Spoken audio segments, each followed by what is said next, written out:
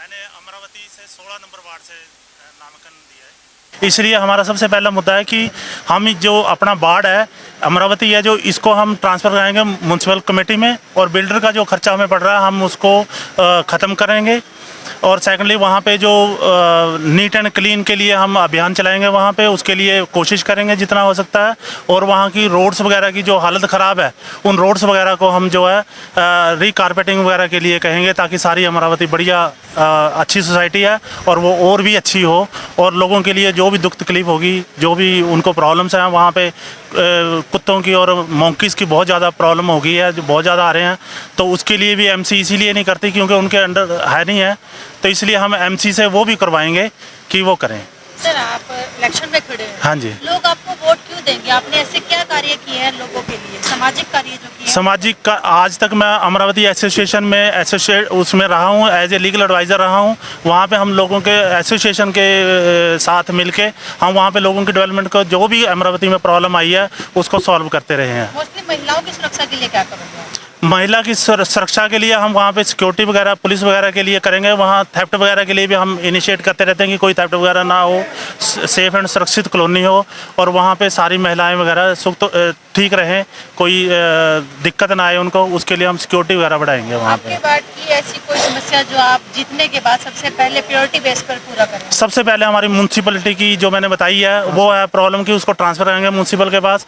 लोग इस चीज़ से बहुत परेशान हैं कि बिल्डर को भी हम टैक्स दे रहे हैं, मेंटेनेंस दे रहे हैं, और म्यूनसिपल कमेटी को भी दे रहे हैं। तो एक साइड नहीं, इंडिपेंडेंट दिया मैंने। हाँ, वार्डवासियों से क्या अपील करना चाहेंगे आप? वार्डवासियों से मैं अपील करना चाहूँगा कि देख के हमें सफल बनाएं, ताकि हम अपनी योजनाओं में लोगों के लिए जो सोची हुई हैं, जो हम काम करना चाहते हैं लोगों के लिए, उसमें सफल हों। वो करें। टक्कर अभी तो आज तक कैंडिडेट अभी कोई आया नहीं है। हमने पहला फॉर्म भरा है, तो जब आएंगे तो लड़ेंगे हम उसके साथ, कोई भी हो, पूरा कंटेस्ट कर। सर, म्युनिसिपल कॉर्पोरेशन के इलेक्शन होने जा रहे हैं, क्या कुछ कहना है? उम्मीदवारों का आज मैं यहाँ पर स्पेशली नरेश मेहता जी का नामांकन करवाने आया, और नरेश मेहता जी पढ़े लिखे हैं, जुझारू हैं और अच्छा पकड़ रखते हैं। पहले भी प्रशासन में काम करवाते रहे, लोगों के मुद्दे उठाते रहे। अब जो सोसाइटी की बात आ रही है उसमें आज की डेट में पैच वर्क किया जाता है, वहाँ पर कोई भी रोड सही तरह से मेंटेन नहीं है, सीवर लाइन ठप्प है उनकी, गली गली में कचरा है, जिसका दायित्व हम नरेश मेहता जी को देंगे। और मेरा समर्थन अपनी पूरे तन मन धन से नरेश मेहता जी के साथ है।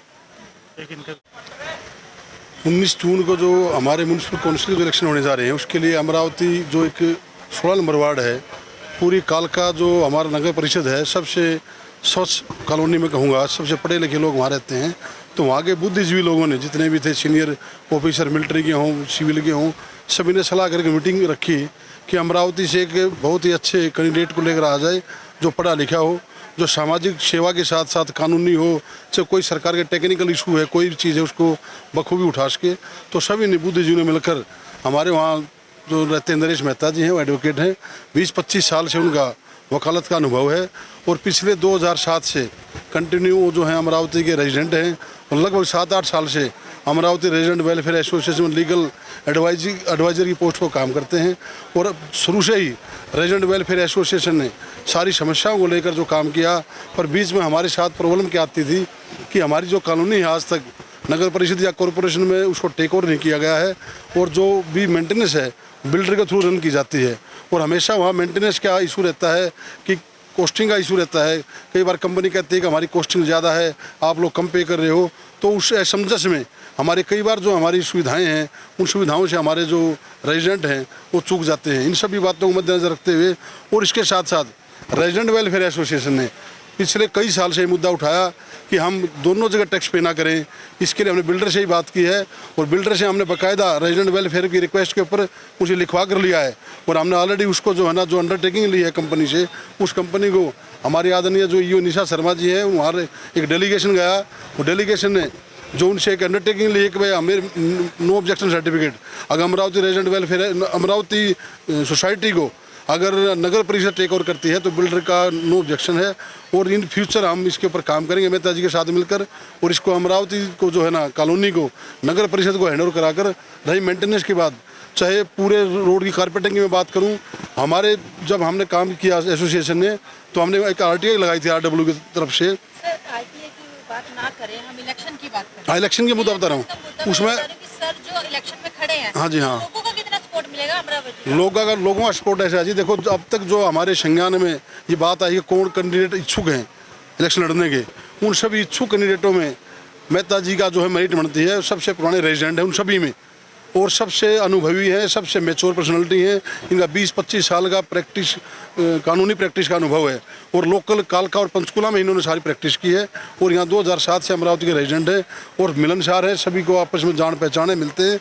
और जो बेसिक हमारी रेजिडेंट वेलफेयर एसोसिएशन है उनमें इन्होंने लगभग पिछले 8 साल से लीगल एडवाइजरों में काम किया है। से आप विजयी बनाएंगे? मैं तो ये चाहूँगा कि हम कोशिश करेंगे कि नरेश मेहता जी को सर्वसम्मति से MC बनाएं।